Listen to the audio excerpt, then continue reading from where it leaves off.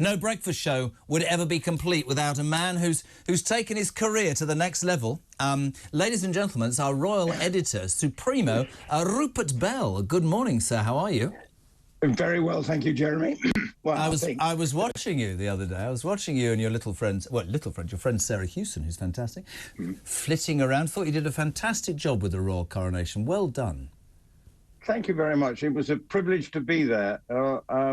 And luckily, I didn't get arrested. But why were you thinking of getting arrested? What's going on? Well, given the story this morning, it seems like this poor old lady, Alice Chambers, was arrested, but for just being next to some people who were arrested from Just Stop Oil. This is on the one hand quite sad. A royal fan was mistaken for a protester, detained by police at the coronation. Alice Chambers, as Betty quite rightly says, was handcuffed and held for 13 hours when officers arrested Just Stop Oil protesters.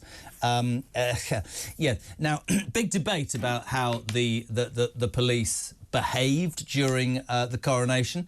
I absolutely stand by, as I know you would, the right to protest.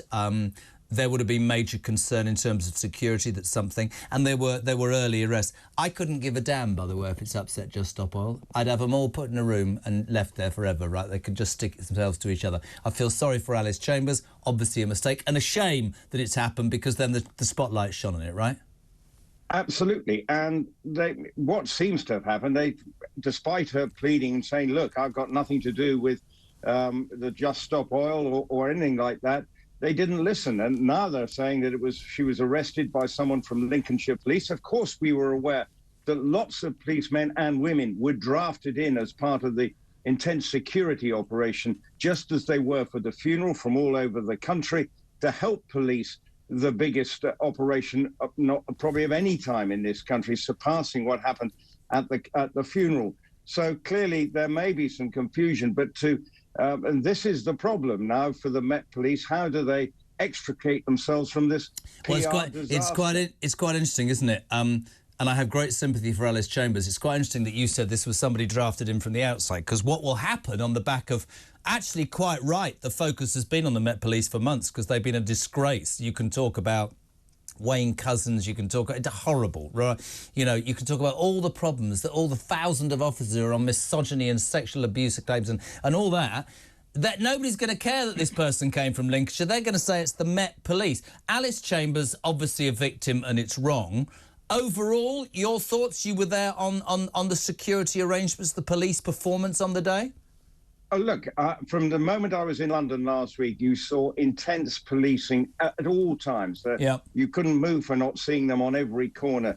They were there early in the morning, absolutely ensuring that we were as safe as possible. And it passed off without incident, except for what happened with the arrests of these 60-odd people. And I have to say that overall, you'd have to say it was a huge success. But clearly, you know, an operation that scale, something can go wrong. Yeah. And clearly they thought that some of the people they arrested had some lock-on devices and felt their intelligence suggested that these people needed to be arrested. So it is a complicated one for the security operation. How do they avoid seem ham-fisted and stepping beyond what is deemed acceptable protesting? And the monarchy and the king would be quite happy that there were protests, because he understands. It's not as if he's naive. And what we didn't want was the day being ruined, horses being spooked.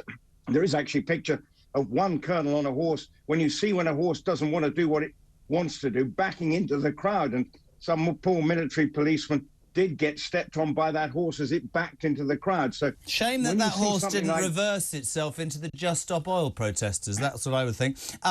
As well, interestingly, half the public, this is important for the monarchy, thinks the king is doing a good job following a post-coronation boost. That's the new Ipsos poll today showing, which will be good news. I have to say, you know what I think. I haven't always been his biggest fan. I think that he has waited for his job, and the only way he was ever going to get it was when his mother died. I thought it was amazing. I've heard all the people say, oh, it cost 250 million. Do the maths, by the way. $1 billion in, 250 out, you're 750 in front. I know the importance of Camilla, the most reviled person 20 years ago, now an incredible person. I just think let them get on with it. There will be people who are anti the monarchy. But for me, interesting to know that poll says 50% of the population, Belly, are happy with what's happened? I think they've got to be, because in Maine, clearly there are some controversial issues surrounding him, his views on the environment and things, and then we're hearing about him clashing with Boris Johnson last year on the immigration issues.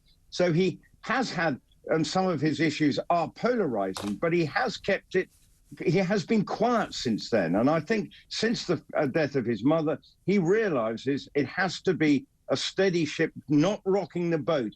And I would suggest that he hasn't since he has become king last September. And I think that is a very important consideration. And that's why I think the public have warmed to him. And, you know, the coronation has put the spotlight in, because everything has been discussed about his life until the moment that he was crowned last week. So everything has come out. So people have been able to make a judgment and actually see that he is we know he can be tetchy, but in the main, his heart is absolutely in the right place on behalf of this country. And particularly, he is mindful of what future generations will have in front of them. Hence the reason the Prince's Trust and other things that he's involved in. He's not just a king who wants to live in his ivory tower. He wants a king that he actually can achieve something on behalf of his country. I think that's the point. I think he's aware. We've talked about slimmed down monarchy. We've talked about Commonwealth countries wanting out and wanting to be republics. I think with William in tow, I think the two of them have a very, specific view of what needs to happen. And I think that the majority of the British public, Julia Hartley-Brewer would disagree with me, she's not the majority. The majority of the British public is support the monarchy and hope moving forward that it continue to be as important as it is. Did you go to the concert on Sunday night? Monday, whenever it was? I didn't go to the concert because I was at the Badminton horse trials. Good man. I used to go there with the old man and stay by the trout hatchery and only get excited as an 8-year-old if somebody fell in the water. Anyway, live in Windsor, went away because it was so bloody loud. I just want to ask you what you made of the concert, because Lionel Richie, it was appalling. I'm just going to nail it. He can't sing. I'm just going. Sorry, it's a fact. Well, in the Platinum Jubilee concert, there was saying Diana Ross had probably lost some of her vocal talents. So it's always hard when you're in your 70s singing, because the voice does go. But he is a character. I'm only 57 and my legs have gone belly. But listen, if you're Lionel Richie, I'd have lip synced over a tape. Anyway, a wonderful weekend, and let's hope that the monarchy moving forward garners the support that I think it deserves. And I think that he will respond to the pressures and the things that people want from their new monarch. Rupert Bell, always a pleasure, never a chore. Enjoy the weekend's racing.